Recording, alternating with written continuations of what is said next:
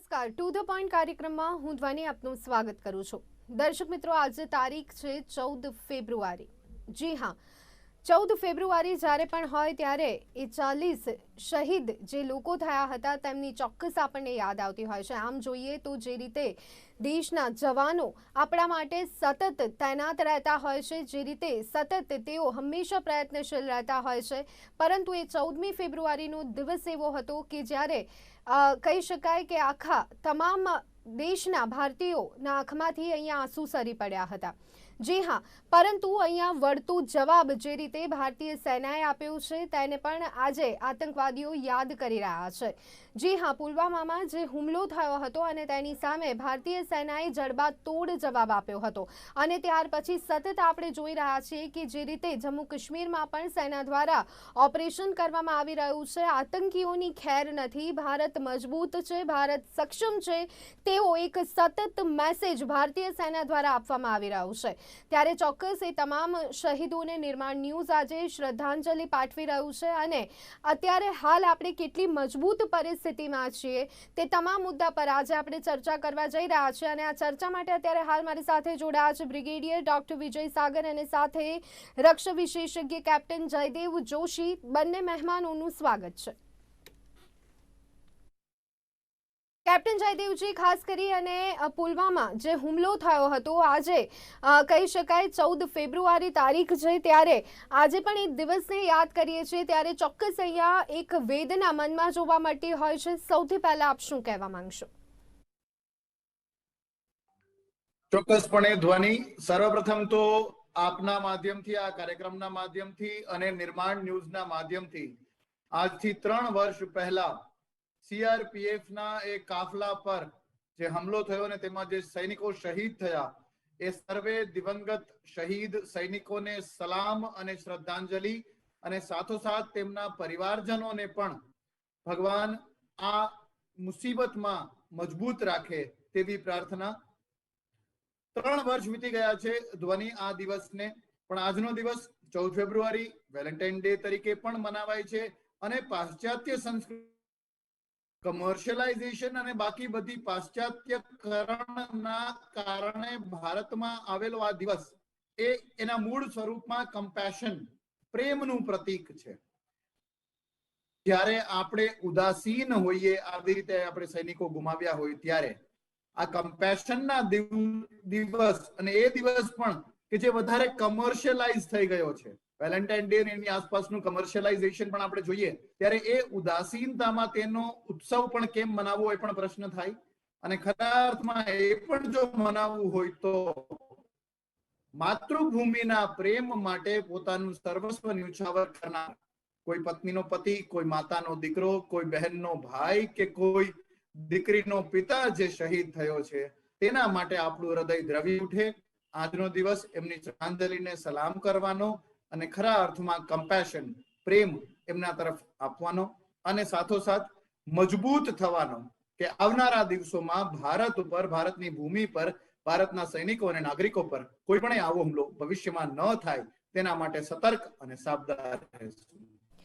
જી બિલકુલ, ડૉક્ટર વિજયજી આપની પાસે આવવા માંગીશું। ખાસ કરી અને પુલવામામાં જે હુમલો થયો હતો તે ઘટના આજે પણ ભૂલી શકાય તેમ નથી। શહીદોને અહીંયા આપણે શ્રદ્ધાંજલિ પાઠવી રહ્યા છે, સલામી આપી રહ્યા છે। આપની पहली प्रतिक्रिया શું રહેશે? देखिए, जैसे आपने बताया कि उन शहीदों को श्रद्धांजलि हम अर्पित करते हैं और उनको हम याद करते हैं और उनके परिवारों को और उनको बताते हैं कि भाई आप लोग अकेले नहीं हैं, आपने सुप्रीम सेक्रीफाइस किया है आपके घर के किसी व्यक्ति ने, तो ये एक हमारे लिए एक बड़ी गर्व की बात है और हम सब आपके साथ हैं और आपको शत शत नमन करते हैं, भगवान से प्रार्थना करते हैं कि आपको उनको सब ठीक ठाक रहे। परंतु ये जो एक अटैक था, ये एक बड़ा ही डास्टर्डली अटैक था, बड़ा ही ग्रूसम अटैक था, जो एक पाकिस्तान के जो आईएसआई और वहां के जो टेररिस्ट ऑपरेटिंग नेटवर्क है उन्होंने एक बहुत ही सिस्टमैटिक तरीके से प्लान करके एग्जीक्यूट किया था। जब मैं कहता हूं कि सिस्टमैटिक प्लानिंग थी, तो जो एक्सप्लोसिव डिवाइस तैयार की गई थी वो उसके जो एक्सप्लोसिव कंपोनेंट्स थे वो थोड़े थोड़े करके इकट्ठे किए थे ताकि उसका पता ना चले या किसी इंटेलिजेंस में कोई लीक आउट ना हो। उसके बाद उन सारे एक्सप्लोसिव्स को एक गाड़ी में रख करके और कॉन्वॉय के साथ चलाया गया एक बड़े ही इनोसेंट मैनर से, और एक पर्टिकुलर जगह पे आके उसको ब्लास्ट करा गया, जिसकी वजह से हमारे 40 जवान शहीद हो गए। तो ये एक बहुत बड़ी मैं इसको नाकामी नहीं बोलूंगा, बट एक बहुत बड़ी क्षति थी इवन सिक्योरिटी फोर्सेस के लिए। ये सोच पाना कि इस किस्म की घटना हो सकती है। देखिए, ये इसलिए कह रहा हूं कि जो सिविलियंस की जो मूवमेंट है उसके ऊपर हम कोई कंट्रोल नहीं करना चाहते। सिविलियन की मूवमेंट में उनको कोई डिफिकल्टी या उनको इनकन्वीनियंस नहीं देना चाहते। तो इसलिए उस चक्कर में उन्होंने उस कवर का फायदा उठाते हुए उन्होंने ये इस घटना को अंजाम दिया। तो ये पूरे देश को इस घटना ने हिला दिया था। और उसके बाद जो हमारी भारत की जो कैपिटल है दिल्ली में सरगर्मियां तेज थी, और स्पेशली जो एयरफोर्स का उसके बाद उसका हमने बदला लिया बालाकोट स्ट्राइक से, उसकी प्लानिंग काफी पहले से चली आ रही थी, परंतु पॉलिटिकल विल नहीं थी और उसकी इजाजत नहीं मिल रही थी करने के लिए कि आप लाइन ऑफ कंट्रोल को क्रॉस करें और जाके जिन आतंकवादियों ने इस घटना को अंजाम दिया है उनके जो ट्रेनिंग कैंप्स है उनको जाके हिट करें और उनको तबाह कर दें। परंतु अब एक मोदी जी की गवर्नमेंट थी, तो अभी खुली छूट थी इन चीजों की करने की, प्लान पहले से तैयार था। और हमारे भारत की जो वायुसेना है उसके 4 डिफरेंट जगह से उड़े और एक ये जगह पे इकट्ठे हुए। फिर दुश्मन को धोखा देने के लिए उन्होंने एक एक्सरसाइज राजस्थान में करी, गुजरात के पास एक एक्सरसाइज पंजाब में करी, और पाकिस्तानी यही समझते रहे कि इंडियंस की एयरफोर्स की कोई मूवमेंट जो है वो हमला करने वाली है आपके सिंध प्रोविंस में या पंजाब प्रोविंस में। परंतु एक्चुअली था पाक ऑक्युपाइड जम्मू कश्मीर में, जिसकी पूरी प्लानिंग करी गई। एयर टू एयर रिफ्यूलिंग का इस्तेमाल हुआ, इसमें जैगुअर्स का इस्तेमाल हुआ, जो best of the bombs with spice kits जो इजराइल से लिया हुआ था एक्यूरेट बॉम्बिंग के लिए, उनका इस्तेमाल MiG 29 Su-30s air defence role में आए। और इस तरह से इलेक्ट्रॉनिक वॉरफेयर जैमर एयरक्राफ्ट उड़े, वैक्स साथ में उड़ा और एयर रिफ्यूलर साथ में उड़े। तो इस तरह से जाकर उन्होंने दुश्मन का वो जो अड्डा था ट्रेनिंग कैंप को तहस नहस किया। अभी यहाँ पे थोड़ी सी आर्ग्यूमेंट आता है, पाकिस्तानी कहते हैं नहीं नहीं आपने हमारा तो कुछ पेड़ गिरे, हमारा कुछ तबाह नहीं था, वहां कुछ नहीं था। वो सब बकवास थी। अगर ऐसी बात होती तो अगले ही दिन पाकिस्तान वहां जर्नलिस्ट को जाके सब कुछ दिखाता, परंतु तो ऐसा नहीं हुआ। उन्होंने जर्नलिस्ट को वहां लेके गए ऑलमोस्ट 4 वीक्स लेटर, तब तक उन्होंने उस जगह को रिपेयर कर लिया था। परंतु मैं आपको यहाँ बता दूं, जो हमारे बॉम्बर्स जाते हैं या जो भी एयरफोर्स के जो एयरक्राफ्ट जाते हैं स्ट्राइक करने के लिए, उनके साथ में कैमरेज लगे होते हैं। तो जो भी उन्होंने किया है, जो भी उनके निशाने पे लगा है या नहीं लगा है या जो भी हुआ है, वो सब रिकॉर्ड होता है। तो वो रिकॉर्ड हमारे पास अवेलेबल था, इसलिए वो बातें सुनने की हमें जरूरत नहीं थी। तो ये एक बदला हमने ले लिया, परंतु बदला एक ले लिया उस दिन जो भी हमने किया। परंतु मैं आपके माध्यम से ये जितने भी जवान शहीद हुए उनके परिवारों को ये एक संदेश भेजना चाहता हूं कि देखिए, देश की जनता आपके साथ है, देश की मिलिट्री आपके साथ है। आपकी जो आपके घर के किसी आदमी ने जो एक अपनी आहुति दी है या अपनी जान गंवाई है, वो व्यर्थ नहीं जाएगी। જી બિલકુલ। અને જે રીતે અહીંયા ભારતીય સેનાએ જડબાતોડ જવાબ આપ્યો છે, ચોક્કસ અહીંયા આતંકવાદીઓના પગ હલાવી દીધા હતા। અને ત્યાર પછી આપણે જોઈ રહ્યા છીએ કે સતત આ પ્રકારની ઘટનાઓમાં આપણને ઘટાડો જોવા મળી રહ્યો છે। જયદેવજી, ખાસ આપની પાસે આવવા માંગીશ, પુલવામામાં જે ઘટના બની હતી અથવા તો અહીંયા જે આપણા 40 જવાનો શહીદ થયા હતા અને તેનો જે વળતો જવાબ ભારતે આપ્યો છે, ત્યાર પછી શું આપ માનો છો કે આતંકવાદ સામે લડવા માટે ભારત ઘણું જ સક્ષમ છે? આ પહેલાનું ભારત નથી, એવો એક સ્પષ્ટ અને સીધો મેસેજ અહીંયા વિશ્વ સુધી ગયો છે।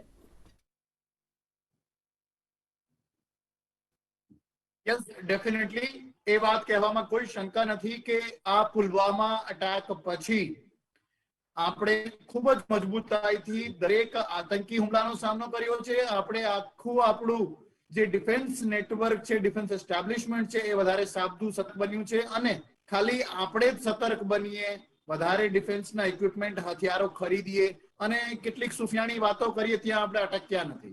અગાઉ પણ જેમ બ્રિગેડિયર ડોક્ટર વિજયસિંહ સરે કહ્યું તેમ આપણે સર્જિકલ સ્ટ્રાઇક કરી, એર સ્ટ્રાઇક કરી, બાકી કેટલા આપણે હુમલા કર્યા। આપણે આપણી લાઇન ઓફ કંટ્રોલ જે છે એને વધુ મજબૂતાઈથી એના જે કંઈ પણ ખૂટતું કરવાનું હતું એ બધું કર્યું છે। હમણાં પણ આજે આપણે જોઈએ 3 વર્ષ બની ગયા આ વાતને, અને અમુક અઠવાડિયા પહેલા જ આપણે જે બજેટ જોયું, એ બજેટમાં પણ વધારે ને વધારે આપણે મહત્વ આપીએ છીએ, ભાર આપીએ છીએ કે ભારતમાં પ્રોડ્યુસ થાય એવા ડિફેન્સ ઇક્વિપમેન્ટ આવે, વધારે ને વધારે ડિફેન્સ ઇક્વિપમેન્ટ આવે, એમાં જે કંઈ પણ શોર્ટફોલ હોય, જે ખૂટતું હોય એ બધું લઈ લેવામાં આવે. અને સૌથી વધારે મહત્વની જે વાત છે, જે ડિફેન્સમાં પણ કહેવાય, બાકી પણ કહેવાય છે કે the most important is the man behind the machine.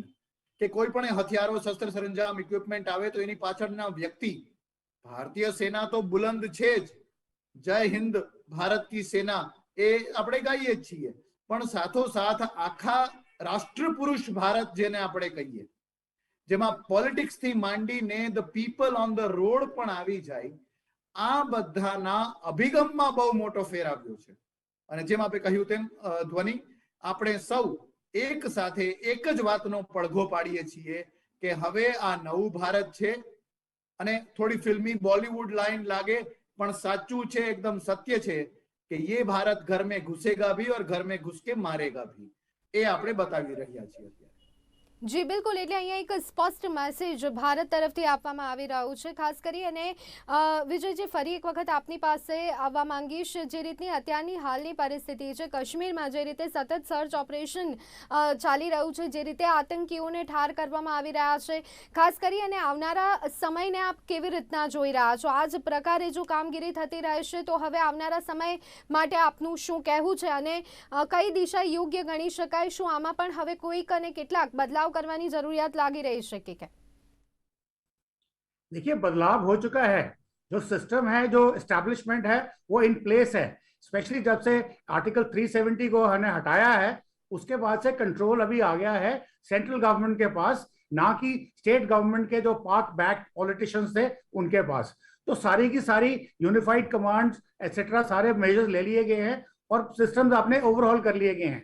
और इसीलिए मैं बता दूं कि इवन ये जो जिस घटना को हमने अंजाम देने वाले जो टेररिस्ट थे, उनके जो टेररिस्ट नेटवर्क ट्रेनिंग सेंटर्स थे पाकिस्तान के अंदर, उनको तो हमने मारा ही, परंतु जिस आदमियों ने यहाँ पे भी अंजाम दिया था, उनको भी 6-8 महीने के बाद, मुझे याद है, उनको भी पकड़ के मार दिया गया था. तो बदला इसका पूरा हो गया. और उसके अलावा जो भी इसके लेसन्स थे, या कि हमने सेफ्टी को कैसे बढ़ाना है, सिविलियंस की भी और सिक्योरिटी फोर्सेस की भी, और सिविलियंस को किस तरीके से इस किस्म के दहशतगर्दों से बचाना है, जब जो भी उनके मैकेनिज्म है या उनके स्लीपर सेल्स हैं, जो उनकी मदद करने वाले लोग हैं, उनको कैसे पकड़ना है. तो इसके काफी सारी रिपोर्ट्स आपने मीडिया में देखी होंगी. तो इस किस्म से जो सिक्योरिटी फोर्सेस का जो अभियान है वो जारी है, चाहे वो लाइन ऑफ कंट्रोल के ऊपर, जैसे अगर आपको याद हो कुछ महीने पहले पुंछ एरिया में एक बड़ा जबरदस्त अभियान किया गया था 1 महीने के लिए. उन्होंने जितने भी अपने छुपने के ठिकाने अपने जीपीएस के अंदर मार्क करके रखे थे, सबको चुन चुन के एक एक करके डिस्ट्रॉय किया गया, ताकि वो जंगलों के अंदर छुप ना सके जब वो पाकिस्तान से इन्फिल्ट्रेशन करते हैं. इन्फिल्ट्रेशन को और सील किया गया कि इन्फिल्ट्रेशन ना हो सके. तो इस किस्म के जितने भी मेजर्स लेने हैं, और साथ में कुछ नए वेपन्स खरीदने हैं, कोई अच्छे वाले हथियार जिनकी मारक क्षमता बढ़िया है, वेट कम है, ईज ऑफ ऑपरेशन ज्यादा है, एक्यूरेसी ज्यादा है, इस किस्म के पर्सनल वेपन्स वो भी खरीदे गए हैं. और जहां तक मूवमेंट का सवाल है कि बड़ी बड़ी लंबी लंबी कॉन्वॉयज को छोड़ करके उन जवानों को हवाई जहाज के जरिए पहुंचाया जाता है श्रीनगर में, और फिर आगे जहां भी उन्होंने जाना है. तो इस किस्म के काफी बहुत सारे मेजर्स ऑलरेडी ले लिए गए हैं, और वो बहुत सब इन प्लेस है. पर सबसे बड़ी बात मैं ये मानता हूं कि यहाँ पे बहुत सारी एजेंसीज ऑपरेट करती हैं. राष्ट्र राइफल्स है, जम्मू कश्मीर पुलिस है, सीआईडी है, आईबी है, और डिफरेंट किस्म की जो लोग वहां पे ऑपरेट करते हैं. तो ये सब इस वक्त सबका एक कंसेंसस है, एक यूनिफाइड हेडक्वार्टर्स जो पहले भी था पर वो इफेक्टिव नहीं था, परंतु अभी यहाँ पे यूनिफाइड हेडक्वार्टर्स में सब लोग एक साथ बैठ के एक साथ डिसीजन लेकर के ऑपरेशंस प्लान करते हैं. तो उसके हिसाब से ये काफी कुछ कम हुआ है.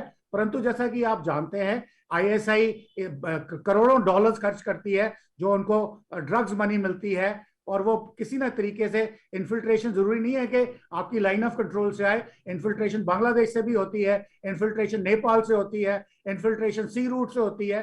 तो वो एक इनोसेंट बन करके आ जाते हैं और यहाँ पे काम करते हैं. परंतु आपने देखा है कि जब भी कहा जाता है किसी भी टेररिस्ट, जो आदमी टेररिज्म कर लिए जेएनके में आया है, उसकी शेल्फ लाइफ जो है वो 14 दिन से ज्यादा नहीं है ऑन एन एवरेज। 2 हफ्ते के अंदर अंदर वो टेररिस्ट न्यूट्रलाइज हो जाता है। परंतु इनकी जो रेडिकलाइजेशन है वो इतनी ज्यादा हो चुकी है कि वो अपने आप को मरने के लिए तैयार हैं। वो एक किस्म के लाइव ह्यूमन बॉम्ब्स हैं, तो इसलिए उनको कोई फर्क नहीं पड़ता। तो उस चीज को गवर्नमेंट एड्रेस कर रही है, एकेडमी यहाँ इंटरेस्ट कर रहा है, हम लोग भी रिसर्च कर रहे हैं कि किस तरीके से ये रेडिकलाइजेशन रोकी जाए, किस तरीके से उनको एक सच्ची जो रियल तस्वीर है वो बताई जाए, उनको पीस और डेवलपमेंट का रास्ता दिखाया जाए, उनको वो पिक्चर दिखाई जाए इंडिया में और रेस्ट ऑफ द वर्ल्ड में, जहां पे जो लोग टेररिज्म को फॉलो नहीं करते हैं, रेडिकलाइजेशन के अगेंस्ट हैं, वो कितने सुखी हैं। तो इसका अभी, क्योंकि मैं जम्मू कश्मीर से बिलोंग करता हूं, तो मैं आपको बता दूं कि यूथ की जो प्रतिक्रिया आज मैंने देखी है कुछ दिनों से, कुछ महीनों से, वो काफी बदल गई है। वो अब साफ कहते हैं कि हमें पता है ये टेररिज्म एक किस्म का हमें एज ए पॉन यूज किया जा रहा है, चाहे वो नेशंस हों, चाहे वो पॉलिटिकल पार्टीज हों, चाहे वो रिलीजियस ग्रुप्स हों, हम ये सब नहीं मानते। हमें सिर्फ चाहिए पीस और हमें चाहिए डेवलपमेंट। तो वो वाला जो प्रतिक्रिया है वो इस वक्त जो भारत सरकार है, मोदी जी की सरकार है, वो इस वक्त काफी आगे ले जा रही है। જી બિલકુલ જયદેવભાઈ, આપની પાસે આવવા માંગીશ, અહીંયા કેટલા બદલાયેલા હાલાત જોવા મળી રહ્યા છે અને સાથે બીજી એક બાબત, જ્યાં સુધી વાત પાકિસ્તાનની છે, સૌથી વધારે કહી શકાય કે આતંકવાદી પ્રવૃત્તિઓમાં જો કોઈ દેશ હોય અથવા તો જે દેશનો માત્ર એજન્ડા આતંકવાદ હોય તો એ છે પાકિસ્તાન। ખાસ કરી અને વિશ્વના દેશો તરફથી જે રીતનો સપોર્ટ ભારતને મળવો જોઈએ, શું લાગે છે કે તે મળી રહ્યો છે? પાકિસ્તાન શું છે એના ખરા સ્વરૂપમાં વિશ્વ અને વિશ્વના લગભગ બધા રાષ્ટ્રો હવે પાકિસ્તાનને ઓળખવા માંડ્યા છે અને એટલે જ the backlash after the Pulwama attack જે રહ્યો તેમાં ભારતે પણ FATF ફાઇનાન્શિયલ એક્શન ટાસ્ક ફોર્સને વાત કરી કે પાકિસ્તાનને બ્લેક લિસ્ટમાં મૂકવું જોઈએ, તો તે લોકોએ પણ પાકિસ્તાને ગ્રે લિસ્ટમાં મૂક્યું છે, કારણ કે એવી કેટલીય શરતો જે પાકિસ્તાને ફોલો કરવાની હતી, માનવાની હતી કે આતંકવાદ વિરોધી એ લોકો શું કામ કરે છે, એ એમણે કર્યું નથી। પણ તેમ છતાં હજી પણ કેટલાય અમુક કદાચ આંગળીના વેઢે ગણાય એથી પણ ઓછા કહી શકાય એવા રાષ્ટ્રો છે જે હજી પણ પાકિસ્તાનને સાથે જોડાયેલા છે। આ FATF ની વાત હોય, યુનાઇટેડ નેશન સંયુક્ત રાષ્ટ્રના સિક્યોરિટી કાઉન્સિલની વાત હોય, તો ચાઇના, ટર્કી, આ બે રાષ્ટ્રો તો ખાસ કરીને એવા છે જે આ વાતનો વિરોધ કરે છે। એ સિવાય અમેરિકા હોય, રશિયા હોય, બધા લોકો એમને ઓળખી ગયા છે। એથી એક પગલું આગળ જઈને તો ધ્વનિ હું ત્યાં સુધી કહી શકું કે પાકિસ્તાનને હવે અફઘાનિસ્તાનમાં આવેલી આ તાલિબાની સરકાર પણ ઓળખી ગઈ છે અને એણે પોતાનો છેડો પાકિસ્તાન સાથે ફાડી લીધો છે। જે કેટલાય ગલ્ફ કન્ટ્રીઝમાંથી ફંડિંગ મળતું હતું પાકિસ્તાનને, એ પણ ગલ્ફ કન્ટ્રીઝે એ ફંડિંગમાં ઘણો મોટો ઘટાડો કર્યો છે। ખૂબ આગલી શરતો એમણે પાકિસ્તાન સામે મૂકી છે। એટલે in the aftermath of this attack, આ અટેક થઈ ગયા પછી ભારત શું છે એ વાત અને પાકિસ્તાન કેટલું પાશવી છે એ વાત વિશ્વ સામે ક્લિયર થવામાં હવે બાકી રહી નથી। ध्वनि, मैं यहाँ पे बताना चाहूंगा आपको कि जो कैप्टन साहब ने बोला है, इसमें सिर्फ एक ही तरीका है पाकिस्तान को सॉर्ट आउट करने का। वो तरीका है कि उनको एक वापस जहां कहीं भी वो अटैक करे उसका बदला ऐसा लगे जो उसके लिए प्राइस बड़ी हैवी हो। तो इसलिए हमने बालाकोट स्ट्राइक की तरह कर दिया और उनको बता दिया कि आगे से भी ऐसा ही होगा। हालांकि इसकी कुछ इंटरनेशनल रेमिफिकेशंस होती हैं, परंतु अभी भारत का ऐसा कद बढ़ गया है इंटरनेशनल एरेना के अंदर कि अगर हमने दोबारा ऐसा कोई किया तो शायद हमें कोई क्रिटिसाइज नहीं करेगा। तो इसलिए ये जो उन्होंने बात बताई है कैप्टन साहब ने, ये बहुत जरूरी है कि हम उसकी हर अटैक का बदला इस तरीके से दे जिसका वो नुकसान वो सहन ना कर सके। अभी जैसे ये जो FATF वगैरह की तो बात चली है, तो उसमें 3 मेंबर्स ने प्रपोज करना होता है, इसलिए पाकिस्तान बच जाता है। मलेशिया, टर्की और चाइना उसको बचाते आते हैं। परंतु अगर जो इनकी जो फंडिंग है वो हो रही है ड्रग मनी से, पाकिस्तान के जो इंटीरियर मिनिस्टर हैं या और मिनिस्टर्स हैं वो ओपनली लोगों को कहते हैं कि आप अपने खेतों में कैनबिस उगाइए, ओपनली ड्रग्स उगाने के लिए बात करते हैं। अफगानिस्तान से ये पैसा आता है, तो ये सारा पैसा जो है अनअकाउंटेड है, ऑलमोस्ट पैरेलल इकोनॉमी है। इसको भी हमने किसी तरीके से इसको झटका लगाना है, तभी हम इस लड़ाई में कामयाब हो पाएंगे।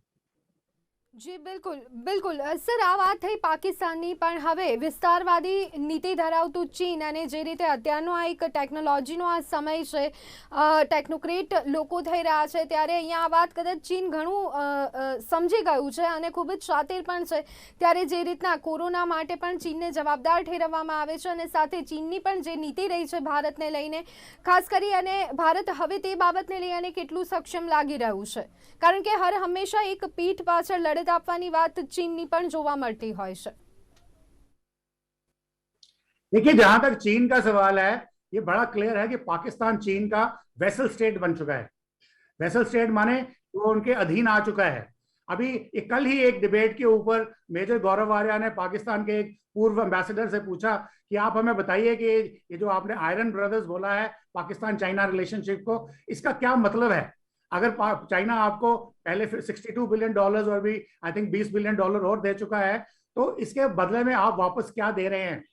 मैं आपको बता रहा हूं कि उनके जो पूर्व राजदूत थे, वो एक फॉरेन सर्विस ऑफिसर होकर के भी वो इसका जवाब नहीं दे सके, क्योंकि पाकिस्तान के पास जवाब देने के लिए है कुछ नहीं.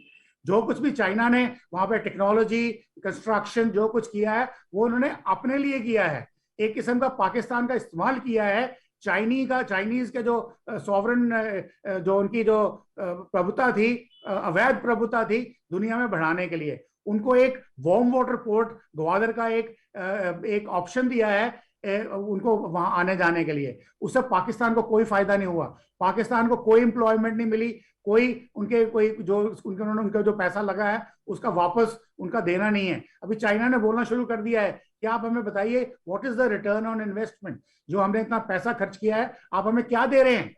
तो वो वही, जैसे आपको पता है ग्वादर में ऑलरेडी घेराबंदी कर दी गई है, वो चाइनीज एरिया घोषित कर दिया जाएगा. वहां पे चाइनीज लोग काम करेंगे, चाइनीज बिजनेस होगा, चाइनीज नेवी ऑपरेट करेगी. उसी तरह से कराची के पास भी 2 आइलैंड चाइनीज नेवी को दे दिए गए हैं. तो इसका मतलब पाकिस्तान की जो धरती है वो सारी चाइनीज इस्तेमाल करेंगे अपनी विस्तारवादी एक्सपेंशन के लिए, अपना economic terrorism around the world के लिए, और पाकिस्तान को कुछ भीख के टुकड़े कभी कभी दे देंगे कि आप भी खा लीजिए, आप भी जिंदा रहिए, हम आपको ब्लैक लिस्ट में नहीं जाने देंगे, उससे कम से कम कुछ फंडिंग तो होती जाएगी. परंतु ये ज्यादा देर चलेगा नहीं. दुनिया इस पूरे क्रम को समझ गई है, सारे कंट्रीज को पता लग गया है कि अगर दुनिया में कहीं भी कोई दहशतगर्दी की वारदात होती है तो उसका ओरिजिन इनवेरिएबली पाकिस्तानी होता है. तो ये चीजें ज्यादा देर चलेंगे नहीं. लेट्स देखते हैं कि आगे होता क्या है. मगर ये पाकिस्तान का ये डेफिनेटली एक वार्निंग है. और मैं आपको ये बता दूं, पाकिस्तान के बहुत सारे जो शहरी हैं, नागरिक हैं, वो इस चीज को समझते हैं, परंतु आर्मी और आईएसआई के डर से जो वो आयरन हैंड चलाते हैं, जो भी वो अपनी एक्सट्रीमिस्ट एक्टिविटीज इवन अपने सिटीजन के अगेंस्ट करते हैं, कोई खुल के नहीं बोलता है. परंतु कुछ लोग जो एग्जाइल्स में बाहर बैठे हैं, जो पाकिस्तान से लड़ के बाहर निकले हैं, वो इन चीजों को खुल के खुलासा करते हैं. બિલકુલ. જયદેવજી, આપની પાસે આવવા માંગીશ. એક તરફ પુલવામા અટેકની આજે કહી શકાય કે ત્રીજી વર્ષી છે, જે રીતે દેશના જવાનો સતત અહીંયા લડત આપી રહ્યા હોય છે, તેમના પરિવારજનોને પણ સલામ કરવાનું મન થાય. અને બીજી તરફ થોડા દિવસ પહેલાં આપણે જોયું હતું કે જે રીતે અહીંયા ઇન્ટરનેશનલ કંપનીઝ દ્વારા ખાસ કરી અને કાશ્મીર માટે જે વાત કરવામાં આવી હતી, ભારત વિરોધી જે વાત કરવામાં આવી હતી, ત્યારે લાગે છે કે આ નીતિઓમાં પણ કેન્દ્ર સરકાર દ્વારા કેટલાક ફેરફાર કરવાની અહીંયા સીધી જરૂરિયાત અને જલ્દી અહીંયા જરૂરિયાત હોય તેવું લાગી રહ્યું છે. यस ध्वनि, डेफिनेटली आप जो कह रहे हैं एकदम सही है.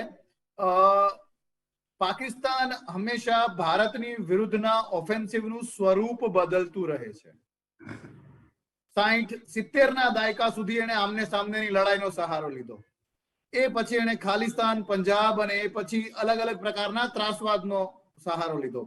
પછી આવ્યા ફિદાઈન એટેકર્સ, પછી થયું આપણા રિલિજિયસ સેન્ટર્સ ઉપર એટેક કરવાનો, પછી આપણા ભલા ભોળા નાગરિકો ઉપર બજારોમાં એટેક કરવાનું, પછી ડ્રોન અટેક્સ આવ્યા, પછી નાર્કો એટેક્સ. આ બધું અલગ અલગ અલગ થઈ રહ્યું છે. અને હમણાં પણ જે તમે સાવ લેટેસ્ટ જે વાત કરી, એ બધું જોતા પાકિસ્તાન કોઈને કોઈ રીતે જે એમની ફિલોસોફી છે કે we will bleed India 1000 cuts, એમ કરીને ભારત ધીમે ધીમે ધીમે ધીમે નાના નાના કાપા આપીને એમનું લોહી રીસાવવાનો પ્રયત્ન કરતું રહે છે પાકિસ્તાન.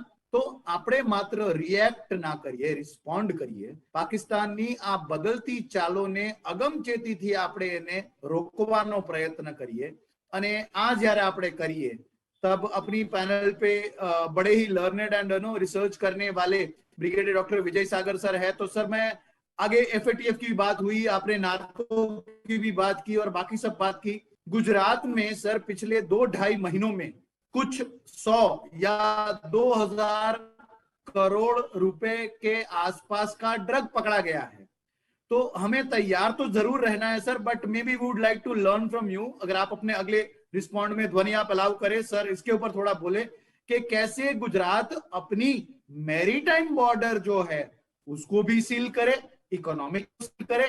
और जो आपने ये कहा किया मोटर्स हो गया, हुंडई हो गया, शायद केएफसी भी इसमें शामिल था, इन सब ने 5 फरवरी को कश्मीर सॉलिडारिटी डे मनाते हुए, जैसे एक जमाने में ईस्ट इंडिया कंपनी आती थी, व्यापार करती थी, यहाँ के लोगों का खून चूसती थी और उनका मात्र एक मकसद होता था कि पैसा बनाना, वैसे ही हुंडई भारत में तिरंगे की बात करेगा, हुंडई पाकिस्तान में पाकिस्तान परस्ती करते हुए पाकिस्तान या कश्मीर सॉलिडारिटी डे जो 5 फरवरी को ये मनाते हैं उसकी बात करेगा.